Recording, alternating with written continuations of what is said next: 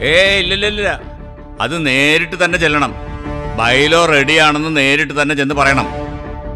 അവനെ കാണാൻ സാധിച്ചില്ലെങ്കിൽ ESനെ പോയി നേരിട്ട് കണ്ട് ഫയൽ ഏൽപ്പിക്കണം. പിന്നീടുള്ള കാര്യങ്ങളൊക്കെ ഞാൻ ചെയ്തോളാം. ആ ശരി.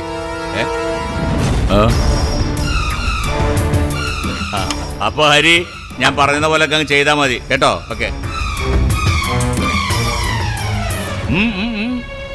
പുതുമണവാളനെന്താ എൻ്റെ ഈ ഓഫീസിൽ കാര്യം? അയ്യോ, ഇതേ ചീരവിത്ത് കിട്ടുന്ന സ്ഥലമല്ല. ഇത് അഡ്വക്കേറ്റ് രാഘവൻ ഉണ്ണിയുടെ ഓഫീസാ.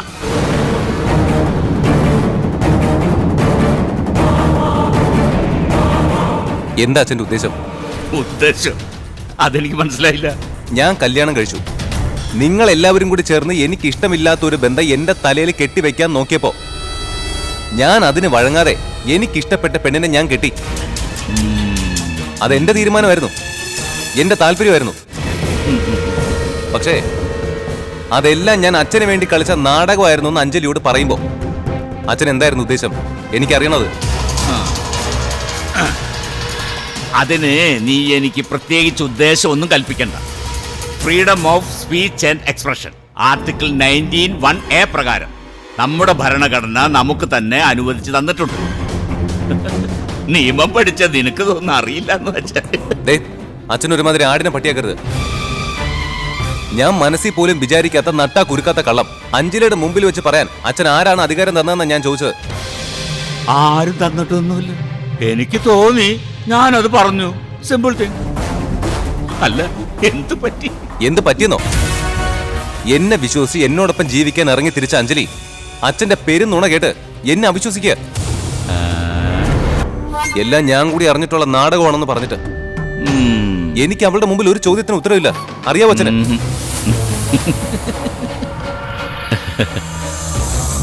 അയ്യോ, അല്ലടാ മോനെ, കഷ്ടമായി പോയല്ലോടാ.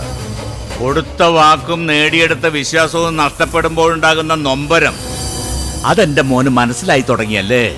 വിശ്വാസത്തെക്കുറിച്ചും വാക്കിനെ കുറിച്ചൊക്കെ സംസാരിക്കാൻ അച്ഛൻ എന്ത് യോഗ്യത വെച്ചുള്ളത്? സ്വന്തം കേസ് ജയിക്കാൻ എന്ത് നെറുകെട്ട പണിയും കാണിക്കാൻ മടിക്കാത്ത അച്ഛന്റെ നിഘണ്ടുവില് അത്തരം വാക്കുകൾക്ക് ഒരു സ്പേസും ഇല്ല. നിൽക്ക്, ഞാനതെന്താണെന്ന് പറഞ്ഞു തരാം. ഞാൻ പറഞ്ഞ വാക്കും വിശ്വാസവും ശംഖുചക്രത്തിലെ അഡ്വക്കേറ്റ് രാഘവനുണ്ണിയുടെ മകൻ അർജുൻ രാഘവ് പനക്കൽ തറവാട്ടിലെ MP വിശംബരക്കുറുപ്പിന്റെ മകൾ കാവ്യയെ വിവാഹം കഴിക്കും. അതായിരുന്നു ഞാൻ കൊടുത്ത വാക്ക്. എന്റെ വീട്ടിൽ എന്നെ അനുസരിച്ച് എന്റെ ചിട്ടുവട്ടങ്ങൾക്കനുസരിച്ച് ജീവിക്കുന്ന എന്റെ മകൻ ആ വാക്ക് പാലിക്കാൻ എന്റെ ഒപ്പം നിൽക്കും. അതായിരുന്നു എന്റെ വിശ്വാസം. അത് രണ്ടും തെറ്റിച്ച നിനക്കാണ് എന്റെ മുന്നിൽ വന്നു നിൽക്കാനുള്ള അവകാശമില്ലാത്തത്. You may go out. Get out I say. ഓ, ഈ പറഞ്ഞ അർഹതയില്ലാത്തതുകൊണ്ടായിരിക്കും സ്വന്തം മകനെ തീർത്ത് കെട്ടാൻ അച്ഛൻ കുറെ ഗുണ്ടകളെ അയച്ചത്. കൊന്ന് കുളത്തി കെട്ടി താഴ്ത്താൻ. നീ എന്ത് തമാശക്കേടാ മോനെ പറയുന്നത്? നിന്നെ കൊല്ലം ഞാൻ ആള് വിട്ടെന്നോ? അതെന്തിന്? ആർക്ക് എന്ത് നേടാൻ വേണ്ടി? ഇനിയിപ്പോ അഥവാ എനിക്ക് നിന്നെ കൊല്ലണമെങ്കിൽ ഞാനെന്തിന് ഗുണ്ടകളെ ഇറക്കി വെറുതെ കാശ് മുടക്കണം? നന്ദിനിയോട് പറഞ്ഞു നിനക്ക് തരുന്ന ഭക്ഷണത്തിൽ ഇച്ചിരി വിഷം കലക്കി തന്നാ പോരായിരുന്നോ? ആരോട്ടും അറിയൂല. അപ്പൊ അച്ഛനല്ലേ അത് ചെയ്തത്? ഇനിയിപ്പോ അങ്ങനെ വല്ലതും സംഭവിച്ചിട്ടുണ്ടെങ്കിലേ ഞാൻ ആളല്ല. പിന്നെ മോനെ, നീ ചെറുപ്പമാണ്, ജീവിതം തുടങ്ങിയിട്ടേ ഉള്ളൂ. അതുകൊണ്ട് ഞാൻ 1-2 ഉപദേശങ്ങൾ തരാം. ഈ ദാമ്പത്യ ജീവിതത്തിന്റെ അടിത്തറ എന്ന് പറയുന്നത് തന്നെ പരസ്പര വിശ്വാസമാണ്. നിന്റെ കാര്യത്തിൽ ആദ്യത്തെ ദിവസം തന്നെ അത് തെറ്റിപ്പോയി. നോ, ഈ അഡ്വക്കേറ്റ് രാഘവനുണ്ണി അത് തെറ്റിച്ച് കളഞ്ഞു. ഇനി നീ എന്തു പറഞ്ഞാലും ആ പെൺകുട്ടി നിന്നെ വിശ്വസിക്കില്ല. നമ്മൾ ഈ ചങ്കെടുത്ത് കാണിച്ചാലും ചെമ്പരത്തിപ്പൂവാണെന്ന് പറയുമ്പോൾ ഉണ്ടാകുന്ന ആ ഒരു നീറ്റലുണ്ടല്ലോ, അത് നീ ഇനി അനുഭവിക്കും. അപ്പോ യുവതുർക്കിക്ക് കാര്യങ്ങളുടെ കിടപ്പുവശം എങ്ങനെയാണെന്ന് മനസ്സിലായി കാണുമല്ലോ.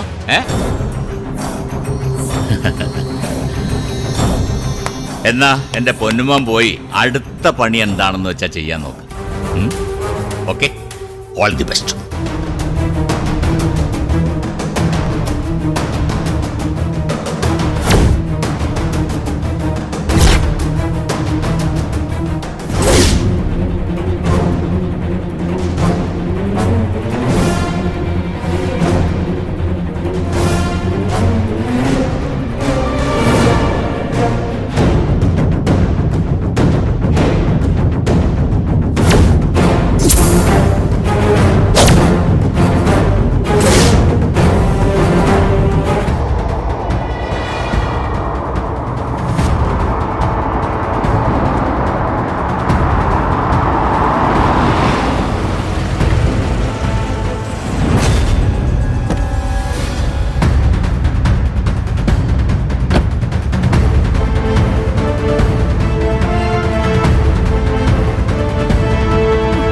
ഈശ്വര, നീ എത്തിയല്ലേ? ഞാൻ കരുതി നീ നാളെ വരുള്ളൂന്ന്. എങ്കി പിന്നെ ഒറ്റയ്ക്ക് എന്ത് ചെയ്യുമെന്ന് ആലോചിച്ച് ടെൻഷൻ അടിച്ചിരിക്കായിരുന്നു ഞാൻ. എന്താടി നീ ആകെ ഡിസ്റ്റർബ്ഡ് ആണല്ലോ, നീ കാര്യം പറയും. എടാ, അത് പിന്നെ ഇന്നലെ രാത്രി നീ ഇല്ലാതിരുന്ന സമയത്തെ അച്ഛൻ എന്നോട് അർജുന്റെയും അഞ്ജലിയുടെയും കാര്യം ചോദിച്ചിരുന്നു. ഒട്ടും പ്രതീക്ഷിച്ചില്ല ഞാനത്. അർജുന്റെ അഞ്ജലിയുടെയും കാര്യം? അതെന്ത് കാര്യം? അവരെ പറ്റി എന്ത് ചോദിക്കാൻ? കാര്യമുണ്ട്. അർജുൻ പ്രേമിക്കുന്ന പെണ്ണ് അഞ്ജലിയാണോ എന്നാണ് അച്ഛൻ ചോദിച്ചത്. എന്റെ ദൈവമേ, അച്ഛനോട് ആര് പറഞ്ഞു? അല്ല, നീ ഞാനിത് നേരത്തെ അറിഞ്ഞാണെങ്കിലും അച്ഛനെ ഈ വിവരം അറിയിക്കാതെ മിണ്ടായിരുന്നല്ലേ? എന്നിട്ട് അച്ഛനെ ഈ വിവരം എവിടെ നിന്ന് കിട്ടി? അതൊന്നും എനിക്കറിയില്ല. അച്ഛനെ ആരോ ഫോൺ ചെയ്ത് പറഞ്ഞാണെന്ന് എനിക്ക് തോന്നുന്നേ. ഏതായാലും അച്ഛൻ ക്രോസ് ചെയ്തപ്പോ ഞാനുള്ള കാര്യം ഉള്ളതുപോലെ അങ്ങ് പറഞ്ഞിട്ടുണ്ട്. കേട്ട പാതി കേൾക്കാത്ത പാതി അച്ഛൻ അത് ചോദിക്കാൻ ശംഖുചക്രത്തിലേക്ക് ചാടി ഇറങ്ങി. ഒരു തരത്തിലാ അമ്മയെ ഞാനും കൂടെ ചേർന്ന് തടഞ്ഞു നിർത്തിയത്. പക്ഷെ ഇന്നിപ്പോ രാവിലെ അച്ഛൻ ശംഖുചക്രത്തിലേക്ക് പോയിട്ടുണ്ട്. അവിടെ ചെല്ലുമ്പോ അച്ഛനും അർജുനുമായിട്ട് എന്തെങ്കിലും പ്രശ്നം ഉണ്ടാവുമെന്നാ എന്റെ ഒരു പേടി. ആലോചിച്ചിട്ട് ഒരു സമാധാനം കിട്ടുന്നില്ല. ഞാനിവിടെ ഇങ്ങനെ പ്രാന്തെടുത്ത് നിൽക്കുക. അതെ അതെ, നിനക്ക് പ്രാന്ത് തന്നെ എപ്പോഴും. എനിക്ക് മനസ്സിലാവാത്ത ഒരു കാര്യം പറയട്ടെ. ഈ അർജുൻ അർജുൻ അർജുൻ എന്ന വിചാരം മാത്രമേ നിനക്കുള്ളൂ. എടി, അവനില്ലല്ലോ നിന്നെ കുറിച്ച് ഇങ്ങോട്ടൊരു വിചാരം. അതിന് അതിന് കോപ്പാണ്, കോപ്പ്.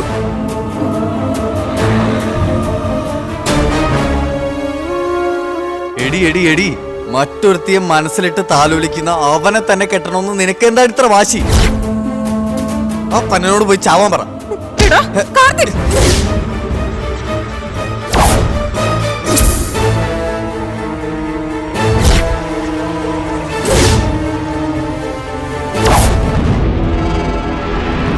തുടങ്ങിയോ രാവിലെ തന്നെ രണ്ടുപേരും? അമ്മേ, ഇവനുണ്ടല്ലോ, ഇവനെ ഞാൻ... മതി, ഒന്ന് നിർത്തുന്നുണ്ടോ? ഈ വീട്ടിൽ ഒരല്പം മനസമാധാനം കിട്ടാൻ വേണ്ടിയും നിങ്ങൾ രണ്ടുപേരുടെയും സമയദോഷം മാറാനും വേണ്ടിയാ ഞാൻ രാവിലെ എണീറ്റ് അമ്പലത്തിലോട്ട് പോയത്. തിരികെ എത്തിയപ്പോഴേക്കും രണ്ടും കൂടി തമ്മി തല്ലുന്നു. രണ്ടുപേർക്കും കൂടി അടികൂടാനാണെങ്കിൽ ഞാനിതൊക്കെ ആർക്ക് വേണ്ടിയാ ചെയ്യുന്നേ? ഞാൻ നിങ്ങളുടെ പേരിൽ കഴിപ്പിച്ച ഐകമത്യ പൂജയുടെ പ്രസാദമാണ്. പ്രസാദം നെറ്റിത്തോടെ കൊണ്ടുപോകുന്നുണ്ടോ?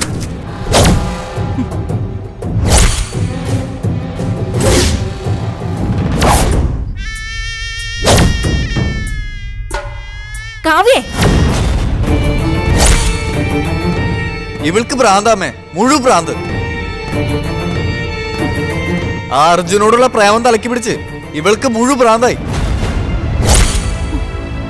ഇനി ഇവളോട് സംസാരിക്കാൻ നിന്നാ ഇവള് നമ്മളെ കൂടി ഭ്രാന്ത് പിടിപ്പിക്കും. എന്താണ് നീ പറഞ്ഞേ? എനിക്ക് ഭ്രാന്താണെന്നോ? എനിക്ക് ഭ്രാന്താണെന്നോന്ന്? എനിക്ക് ഭ്രാന്താണ്. അർജുനോടുള്ള പ്രണയം തലക്കി പിടിച്ച് തന്നെ എനിക്ക് ഭ്രാന്ത് പിടിച്ചത്. അതിനിപ്പോ നിനക്കെന്താണ് കുഴപ്പം? കാവ്യേ, നിങ്ങൾ മിണ്ടി പോരുത്. നിനക്ക് എന്താണ് പ്രശ്നം? നീ ഒറ്റൊരുത്തം കാരണോ എനിക്ക് ഈ ഗതി വന്നത്.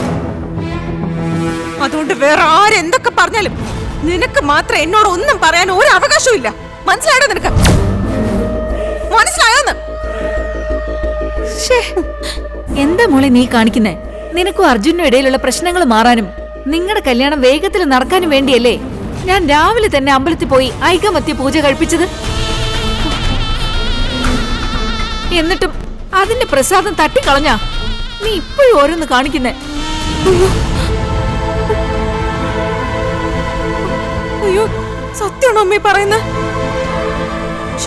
എന്നാലത് നേരത്തെ പറയണ്ടേ? അർജുനും എനിക്ക് വേണ്ടി കഴിപ്പിച്ച പൂജയാണെങ്കിൽ ഞാൻ ഇങ്ങനെയൊക്കെ ചെയ്യുന്ന അമ്മ കരുതുന്നുണ്ടോ? ഇതിപ്പോ ആകെ അബദ്ധമായി പോയല്ലോ.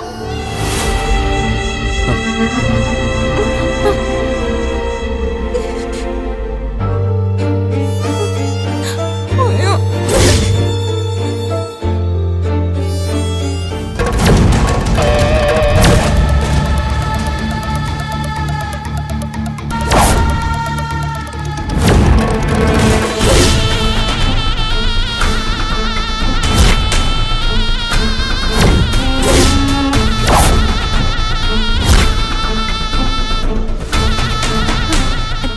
കാർത്തികേ, ഐക്യമത്യ പൂജയുടെ പ്രസാദമാ.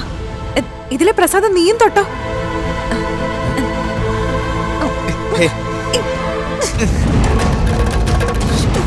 അയ്യോ, എന്റെ ഒരു കാര്യം. അല്ല, അർജുനും എനിക്ക് വേണ്ടി കഴിപ്പിച്ച പൂജയുടെ പ്രസാദം നീ എന്തിനാ തൊടുന്നേ? ഞാനൊരു മണ്ടി തന്നെ. ഇത് ഞാനും അർജുനും അല്ലേ തൊടണ്ടേ? അത് തുടച്ചോ നീക്ക്. ഞാൻ തുടച്ചുതരാം.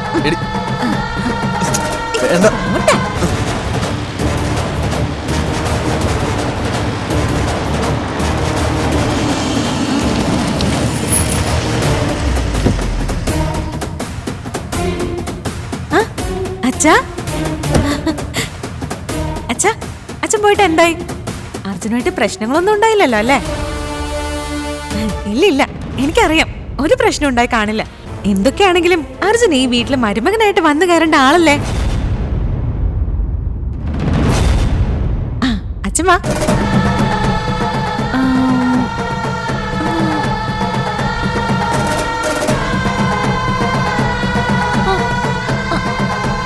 അച്ഛാ, അച്ഛനെ കണ്ടിട്ട് അവൻ എന്ത് പറഞ്ഞു?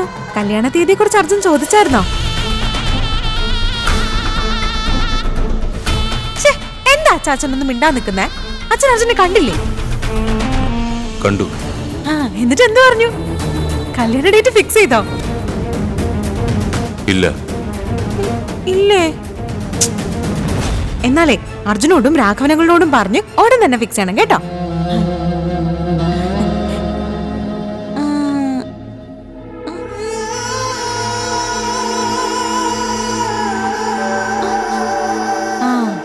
പിന്നെ അച്ഛാ, അർജുന്റെയും കൂടെ സൗകര്യം നോക്കിയിട്ട് ഡേറ്റ് ഫിക്സ് ചെയ്താൽ മതി. അല്ലെങ്കിൽ അന്നത്തെ പോലെ വീണ്ടും എന്തെങ്കിലും തിരക്ക് വന്നാലോ? ഒടുവിൽ ആള് ചിലപ്പോ കല്യാണ മണ്ഡപത്തിൽ നിന്ന് തന്നെ ഓടിക്കളയും. ഇത്തവണ അതിന് നമ്മളെ സമ്മതിക്കരുത്. യെസ്.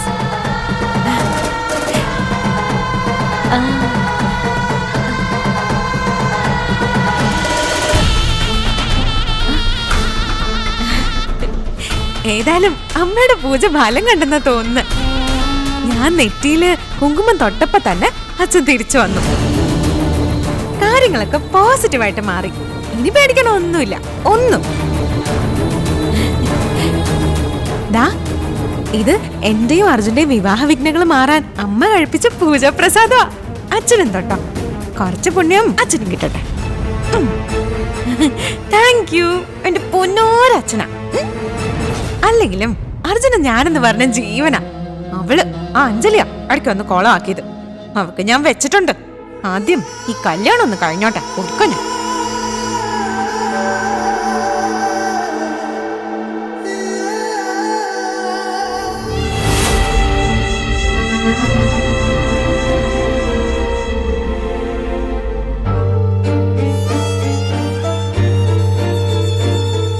ഈശ്വര, എന്റെ മോള്.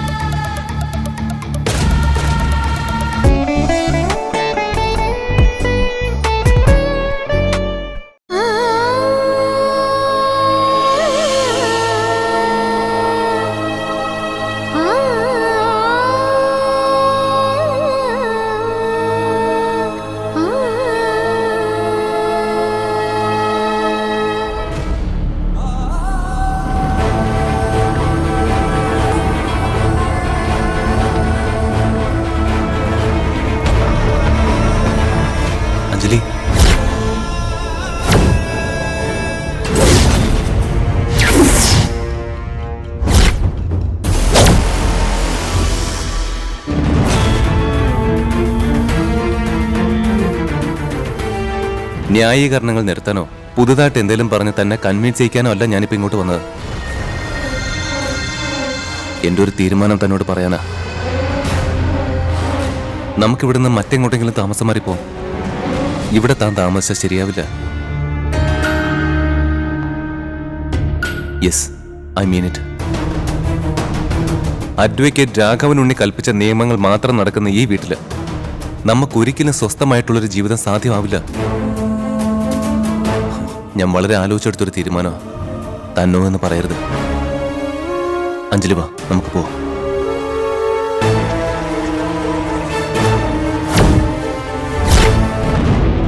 എന്താ അച്ഛൻ തന്നെയാണോ ഈ പുതിയ നാടകത്തിന്റെ പിന്നിൽ? അതോ അച്ഛനും മകനും കൂടി ചേർന്നാണോ കഥ, തിരക്കഥ, സംഭാഷണം തയ്യാറാക്കിയത്? അഞ്ജലി പ്ലീസ്, താൻ എന്നോട് ചോദിച്ച ചോദ്യത്തിന് പലതിനും എനിക്ക് ഉത്തരവില്ല. സത്യമാ.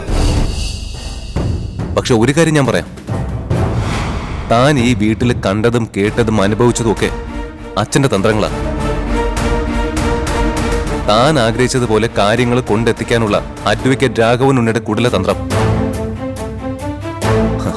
അത് അച്ഛൻ തന്നെ എന്നോട് തുറന്ന് സമ്മതിച്ചു. അഞ്ജലി, ഇനിയെങ്കിലും അച്ഛൻ ഒരിക്കൽ കെണിയില് നമ്മളായിട്ട് ചെന്ന് വീണ് കൊടുക്കരുത്. അതുകൊണ്ടാണ് ഞാൻ പറയുന്നത്, നമുക്ക് രണ്ടുപേർക്ക് മറ്റെങ്ങോട്ടെങ്കിലും മാറി താമസിക്കാവുന്ന. മനസ്സിലായി. ആദ്യം എന്നെ വീട്ടിൽ നിന്ന് ഒഴിവാക്കണം.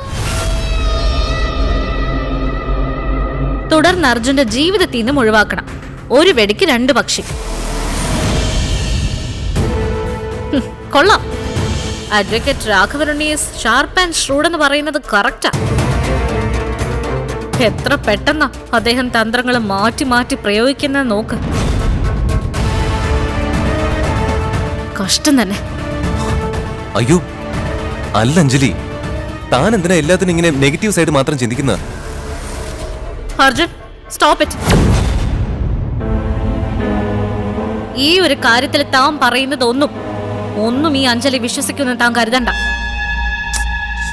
അതിന് താനിനി സമയം കളയോ വേണ്ട. ഓൾറെഡി എന്റെ ജീവിതം പോയി കഴിഞ്ഞു. Now better leave me alone. Anjali. Arjun,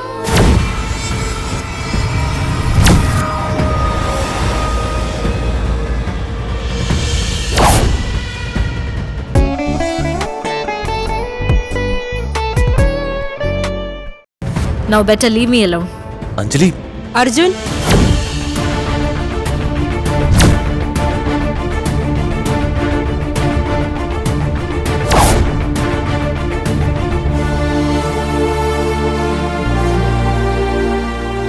Achumon ചെല്ല്.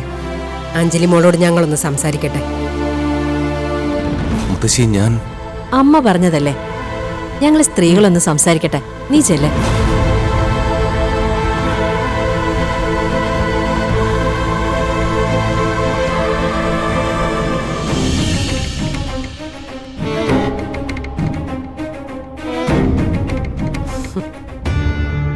അഡ്വക്കേറ്റ് അഞ്ജലി, അഞ്ജലി ശിവരാമകൃഷ്ണൻ, തിരുവാതിര നക്ഷത്രം.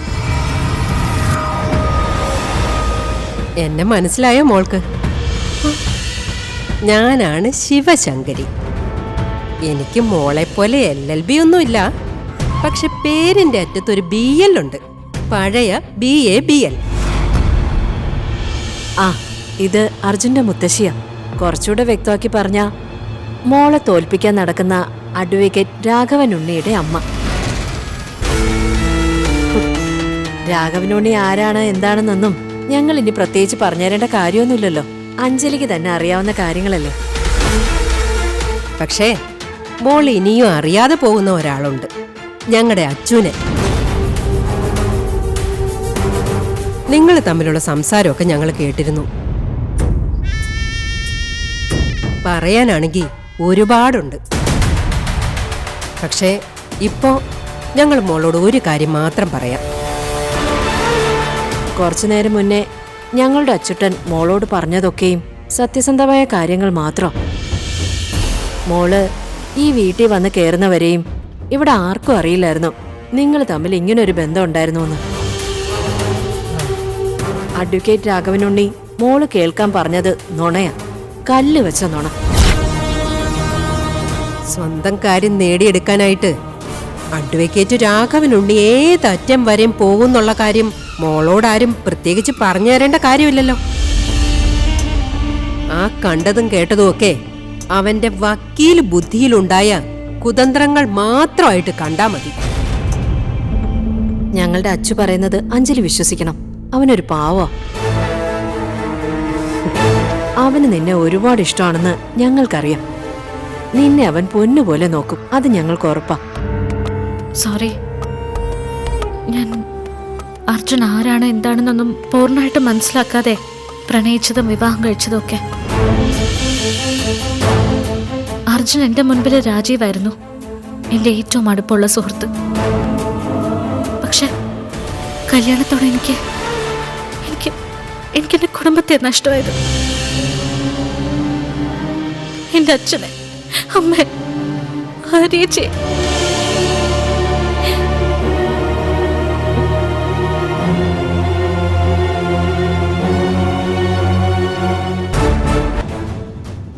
ഈ ശംഖചക്രം നിനക്ക് സ്വർഗമല്ല, നരകമായിരിക്കും തരുന്നത്.